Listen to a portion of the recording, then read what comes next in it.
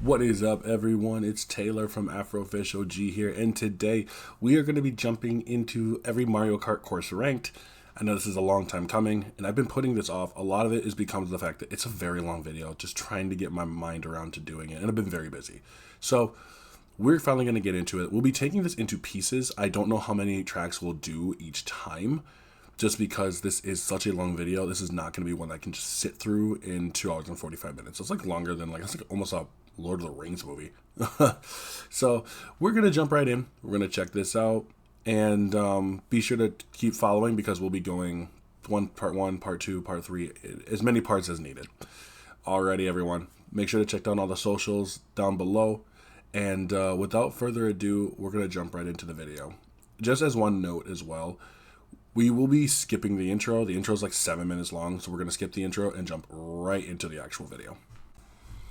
That pisses me off to no end because of how thoroughly it butchers the entire appeal of its original version. The worst course in Mario Kart 8 Deluxe is GBA Sunset Wilds. I mean, what the Nintendo. Generally, this game has been really good at reimagining the tracks from Super Circuit and bringing them into the modern day. So, isn't it cool that one of the most beloved courses from that game is still flat? Aside from 2 small hills at the end, they added no elevation whatsoever.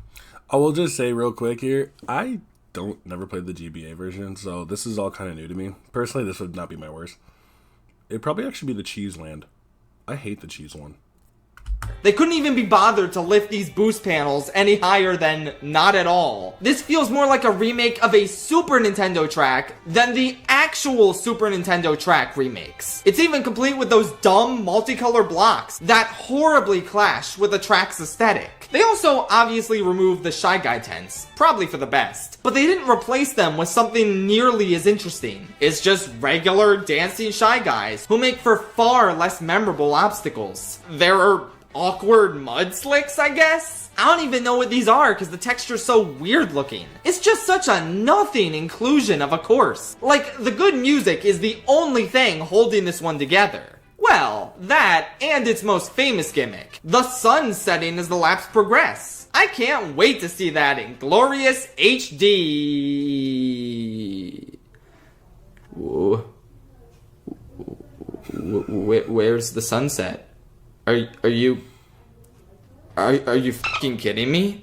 It's the one thing I expected this remake to have. The whole point of Sunset Wilds is that the sun fucking sets. It's like the one thing it knows how to do. The sun not only set in the GBA version of this track, but it also set in the Mario Kart Tour version of this track. You know, if anyone's played Mario Kart Tour, has anyone actually played it? If you have, comment below if you have, and let me know what it is. I think that was the one with the actual car, or something like that. The mobile phone game that Mario Kart 8 ported the Booster Course Pass tracks over from. So if they could achieve this effect on a 32-bit handheld system and a mobile phone game, why in the sweet name of Shigeru Miyamoto could they not achieve this effect in an HD remake of this track released in the year of our Lord 2023 as a DLC edition to the 6th highest grossing video game of all time? But the lighting system in Mario Kart 8 doesn't allow the sun to dynamically set. Are you fucking stupid? Are you implying that the experienced programmers at Nintendo could not find a workaround for this? I don't think I've ever seen this dude this upset over anything. In order to keep the most crucial gimmick intact for one of the most popular courses from Mario Kart Super Circuit. I'm gonna assume that they very well could have made the sunset, and they just didn't have enough time to figure it out because of the Booster Course Pass's release schedule. Or maybe they just never cared about including it since it still hasn't been added after Wave 6 dropped. Either way, if they knew they couldn't make this key element of Sunset Wilds work, then why the f did they decide to bring this course I would have sooner taken any other remake of any other course over this absolute bastardization of one of my favorite GBA tracks. I hate this remake more than words could possibly express, and I never elect to play on it under any circumstances. Unless, of course, I need to write up a detailed report of why this track is the absolute worst in all of Mario Kart 8 Deluxe. With that said, the music saves it from being F tier, so congrats for only being D tier, buddy! You did it! Good job! But don't just take my word for it. Why don't we grab an item box and see which YouTuber can help me drag Sunset Wild's name through the mud? Oh, that's right. I forgot. So he does this thing where he has like certain YouTubers come down, and then they talk about it. That's why it also took so long. I guess I'll let it pass. But if it starts getting long, I'll just skip it.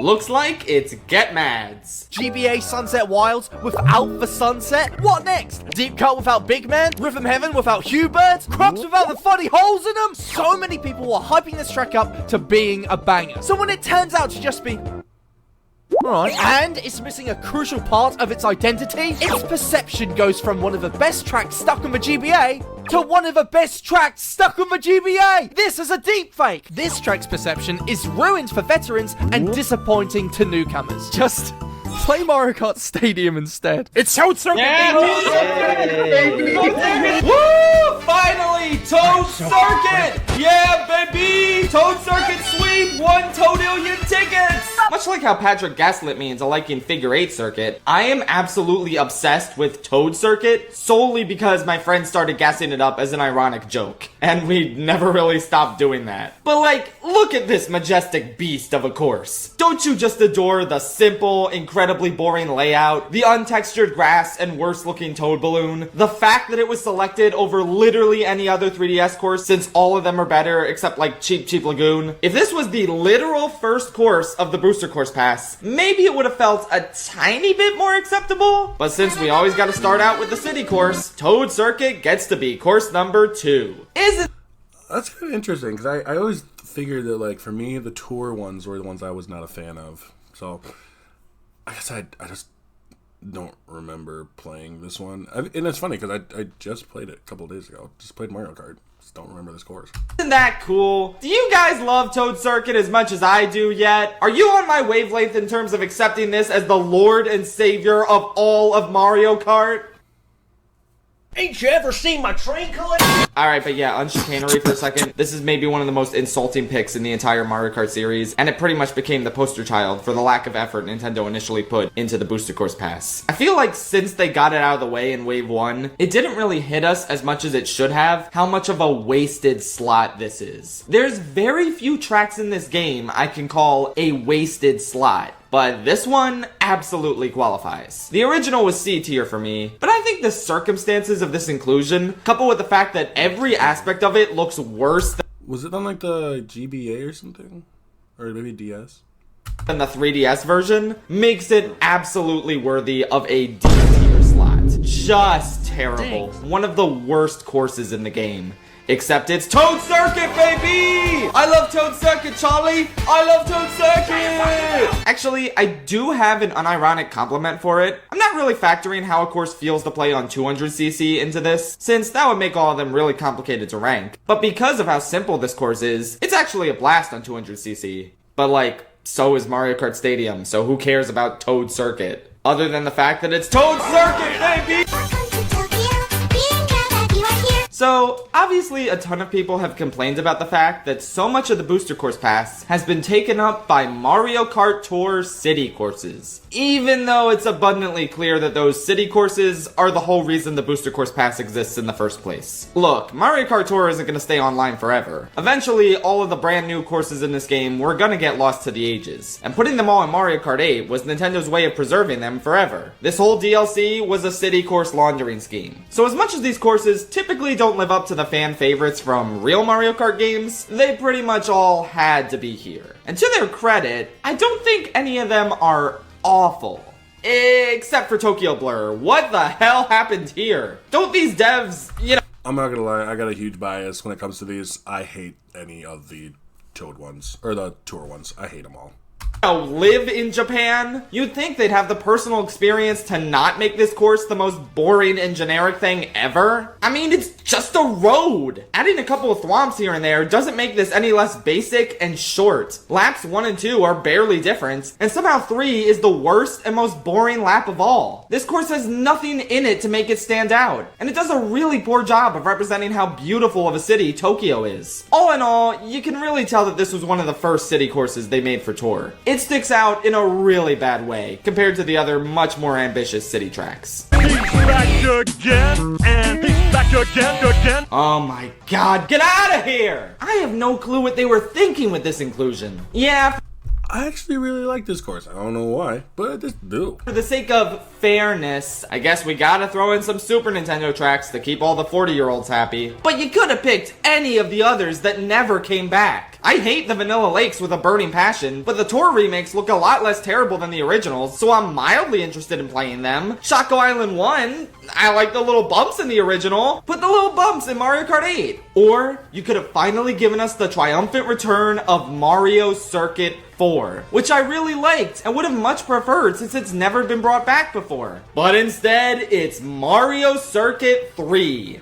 Again. Why? It's no secret that the Booster Course Pass did some hardcore pandering to Mario Kart Wii fans with their selections, and that extends to the non-Wii courses as well. Waluigi Stadium was one of the most beloved GameCube tracks, but it was also a retro course in Wii. Peach Gardens is well liked, but it isn't the most beloved DS course, so why was it brought back over, say, Airship Fortress? Well, because it was a retro course in Wii. I really do think tracks being present in Mario Kart Wii was a major consideration for their inclusion. And la-di-da, guess which Super Nintendo track was in Wii? Yay! Anyway, discussing my crackpot theories on how this course made it in is way more interesting than discussing the course itself. I will admit that I kinda like the retro visuals here. Like, it's fine that it's not trying to do the same thing as Donut Plains 3 and modernize its look. But that course modernized its layout and made it a lot more interesting gameplay-wise. Here, you're just playing a faithful recreation of a Super Nintendo track. It doesn't feel right. It feels like a fan modded this in because nothing about it resembles the typical gameplay of a Mario Kart 8 course. Even a retro one. They've all been updated in significant ways, while this still feels like a relic of the past. Yeah, the turns can be kinda fun and it's not terrible to drive on, but it's just such a nothing inclusion. It adds such minimal value to the overall package of Mario Kart 8.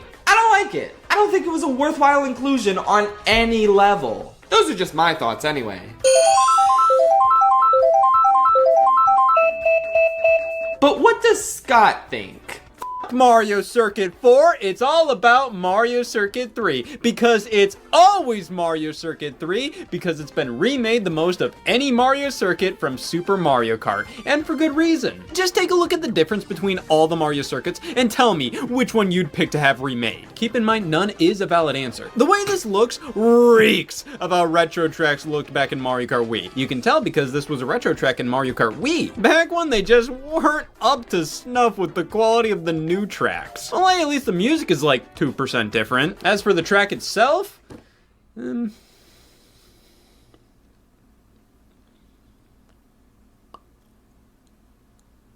know what? I'll use that silence as my response. Damn, the shit talking for this one is quite wild. I'm not gonna lie. A river in a dry land. And now for the worst track to be included in the base game of Mario Kart 8. I wonder what it could be. It's Dry Dry Desert. Of course it's Dry Dry Desert. I can't stand this course. How lovely that the worst track from Double Dash reared its ugly head here. That's surprising. I don't know. Maybe I know this is like an opinion piece. I just never thought that Dry Dry Desert would be one of his worst ones. Instead of Mushroom City or Wario Coliseum. I don't even really like the latter, but it was definitely due for an anti-gravity filled remake instead of this shit. Wow, they added an oasis. Isn't that neat? Just ignore that the name of the course is Dry Dry Desert. Like, that's its entire identity, is that it's dry. Don't pay any attention to that. This is a great addition with geyser boosts that don't feel horribly awkward and unsatisfying. Hey, remember the big piranha plant in the Sarlacc pit and the tornado from the original? Those were kind of cool, at least. Thank God this version completely got rid of them in favor of water. Tricking off the falling pillars and mushrooming through the sand can be fun sometimes, and that is the extent of this course's appeal. To be honest, I would have been totally fine if they gave it the N64 Wario Stadium treatment and just never brought it back ever. Who exactly was clamoring for its return? I feel like I'm one of the few people who actually liked Wario Stadium. Name a single Dry Desert fan, and I will submit evidence that they are either a bot or paid actor. An eternal waste of time that I will never enjoy. To record transitions for the different tiers. Okay, so we are now entering the C- tier. Okay, so this is C- tier. We'll check it out. This is so far for the D tiers. Yeah, I mean, even though I'm kind of surprised at some of them. Yeah, this was pretty good so far. British? While Tokyo Blur is in a class all its own in terms of being an awful tour city course, there's quite a few that are just really bland and unspecial. And one of those happens to be the British one. Wow, I can't believe it. London Loop is just bottled water. I got like friends from the UK, so I'm just gonna start saying that. Bottled water. a bunch of roads, with nothing to break up the monotony that comes from driving on them. I mean, there's a drawbridge, that's kinda cute. And I mean cute, because this is a drawbridge for piss babies. You wanna see a real drawbridge? Boom, Delfino Square. A course that just wasn't good enough to put in this game. But thank God we got... Every time they bring in Delfino Plaza, whatever it is, it always needs to be a course, because Delfino is amazing.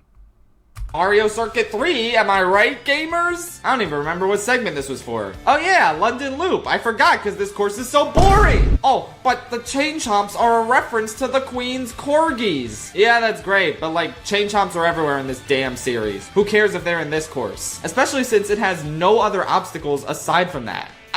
I can't stress enough, it's literally just a road. Who cares? The music is pretty cool at least. It's a nice reference to British rock. And it's doing a lot of the heavy lifting in terms of making you feel anything when racing on this course. Again, not awful or anything, but man, is it just kind of a snore fest for me. This is another new ability called Ultra Hand. Why does everybody and their mother pick GBA Mario Circuit Online? What do you people see in this course? Yeah, it's slightly more interesting than its original version, mainly because they lifted part of the track up with Ultra Hands to make an anti-gravity section. That's pretty neat, but as soon as you're over, it's back to reality, where most of the course is I can get down with that. boring as shit. I would have sooner taken any other GBA course than this. Even the ones I ranked lower, because at least their unique themes would make for more interesting remakes. Hell, the Booster Course Pass proved me right, since I ranked Snowland and Boo Lake lower than Mario Circuit, and they're both so much more interesting than it in this game. Can you believe this used to be the only GBA remake in Mario Kart 8? Until the ensuing DLCs made this the premier Mario Kart in terms of remaking GBA tracks. Whatever, it's fine, the pit stop on the side is still cute, but man, do I never want to play this course. Stop picking it online! Whoo boy, I've been waiting to talk about this one. I cannot stand the remake of Toad's Turnpike. You know, before he even gets into it, I'm gonna agree with you. This one doesn't have the same kind of kick as the old one does. That's just me though.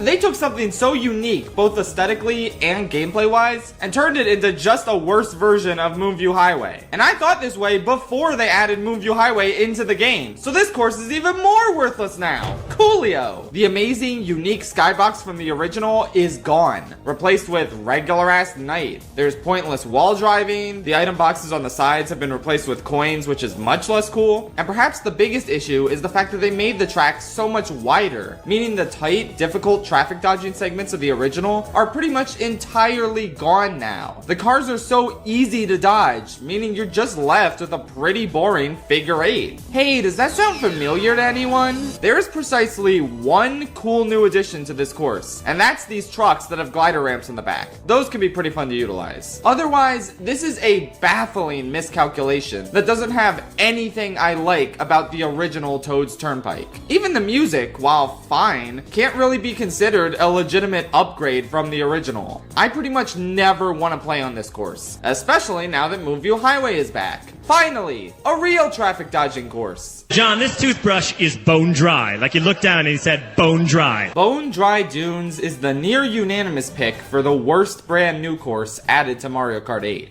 And like, yeah, it's painfully unspecial. I think the color of the sand at least makes it I'm not gonna lie, I still like this just a little bit more than the cheese. look a lot nicer than Dry Desert. Plus it has a slightly more interesting layout. But like, what's really going on here that makes you care at all? The piranha plants are bone piranha plants. There's a pointless anti-gravity path. The skull looks like Dry Bowser. There are dry bones as obstacles, even though in the Wii U version of Mario Kart 8, dry bones wasn't even playable yet. It's like, who cares? The fact that they have dry bones, but I don't think they have Dry Bowser, kind of sucks.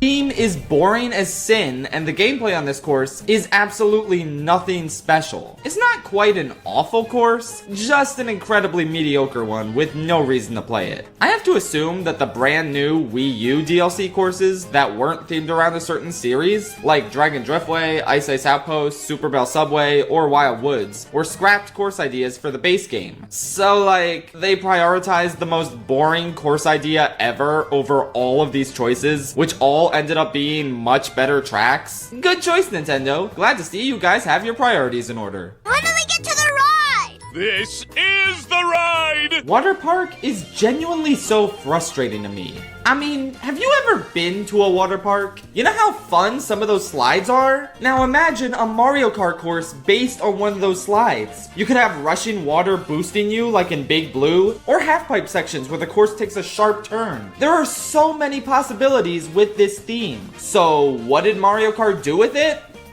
Here's a bland mushroom cup course where a bulk of the track is just one really dull turn. What? That's it? That's what you did with this theme? What a ripoff! A star or special cup course based on a water park would have slayed. And they could have just made a mushroom cup course based on Dolphin Shoals. Why did that theme need the star cup treatment? Man, I'm actually kind of pissed off with how much missed potential there is with Water Park. It has a great amusement park aesthetic with absolutely none of the thrills. At least you can bonk your head against a Wario-themed Ferris wheel. That's kind of fun. Otherwise, yeah, this is nobody's favorite course for a reason. I'd rather play on that Waluigi seabed thing in the background. That looks sick as hell. Got a creamy filling. Graphically, this game's version of SNES Donut Plains 3 is pretty impressive. I mean, it looks gorgeous from the grass to the puddles on the ground. Comparing this to how Mario Circuit 3 looks is I actually like Donut Plains 3. I actually thought it was a pretty good course. I would put it up in like high C, almost B. just comical. With that said, yeah, it's still a remake of a Super Nintendo course. One that I didn't even like that much in its original version. I mean, the moles can't even latch onto your cart anymore. This is bullshit. I will give it points for having a pretty cool underwater shortcut. Pulling this off can be pretty sick. But overall, yeah, it's a Super Nintendo remake. I don't really know what you want from me here. So the only path to choose is Twisted. Twisted Mansion has always been a rather unpopular course, and yep, I can see why. It's a pretty generic ghost level. There really isn't anything here that you haven't seen before. It aesthetically borrows from Boston Building without any of the fan service that made that course stand out. The split twisty roads at the beginning just feel like wee Bowser's Castle again. There's a cute shortcut through this library, but after that, we find out that a large portion of this course is underwater. Yeah, it is kind of weird. Like, I'm not a huge fan of Boo Court. I'm actually not a huge... Believe it or not, I'm actually not a huge fan of Boo. For some reason, and that's it. There's nothing interesting going on throughout this entire middle chunk. You're just supposed to be impressed that they haven't called the plumbing department in weeks. Then after a kinda nifty split path gliding section and some kinda cool statue obstacles with hammers, that's it. There's not much functionally wrong with this track, but it's just so forgettable and bland. Has its moments, but I could genuinely go the rest of my life without playing it again. Alright, y'all, so we're going to be entering C tier, and for those who are like, don't know the tier list, it usually goes D, C, B, A, then S, but we had a C minus tier, now we have a C tier. So we're actually going to end it at the C tier. So this is all we're going to have for today. We'll kind of pick it up the next time I get a chance. So, but with all that being said, I appreciate you guys watching. This was only part one. Obviously, we have a lot more to go. So, with all that being said, I'm Taylor from AfrofishOG. Thanks for watching, and I'll catch you all in the next one.